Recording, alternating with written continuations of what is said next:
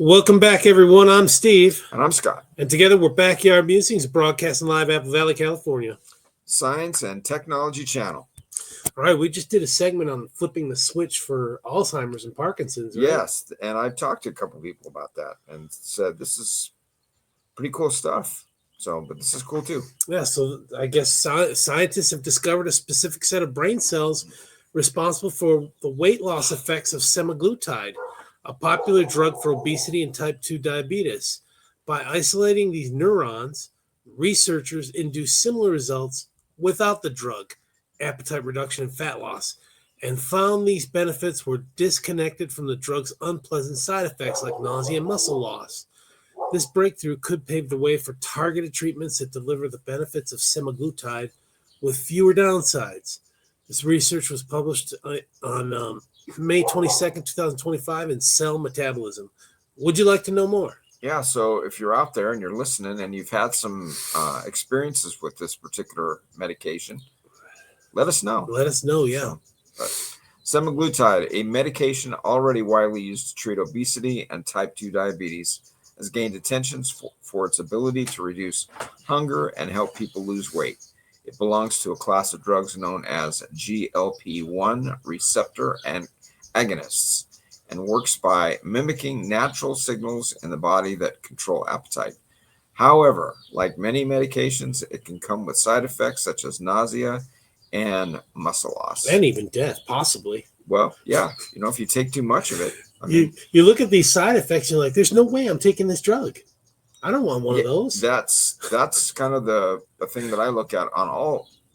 The doctors prescribe a pharmaceutical to somebody who's experiencing, cognitive decline, and it shows on there could cause confusion or weight, dizziness, or I don't know. Hey, you just want them falling over? Why? Are you trying to, speed the process up or something? I don't know. Anyway. Now researchers at the Sahlgrenska, I'm just going to call it Shangri-La Academy at the University of Gothenburg have made a breakthrough. In a new study, they've identified a specific group of nerve cells in the brain that drive semaglutide's weight loss benefits without triggering its common side effects.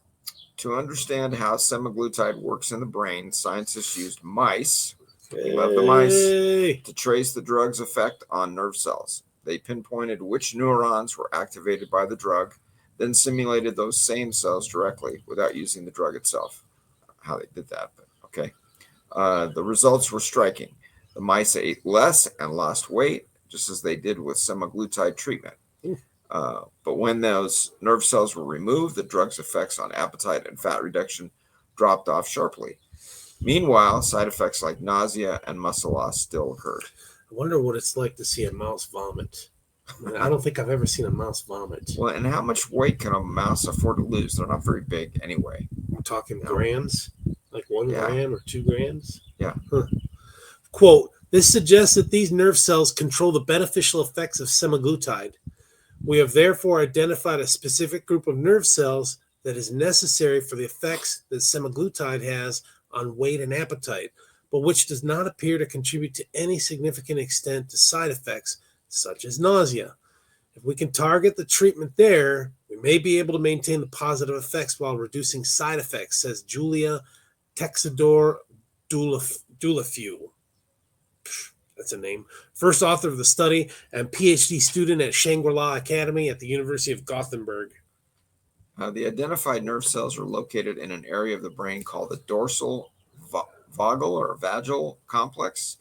For the researchers, the result is not only an early step toward potentially improved treatment, it also provides new knowledge about how semaglutide works in the brain.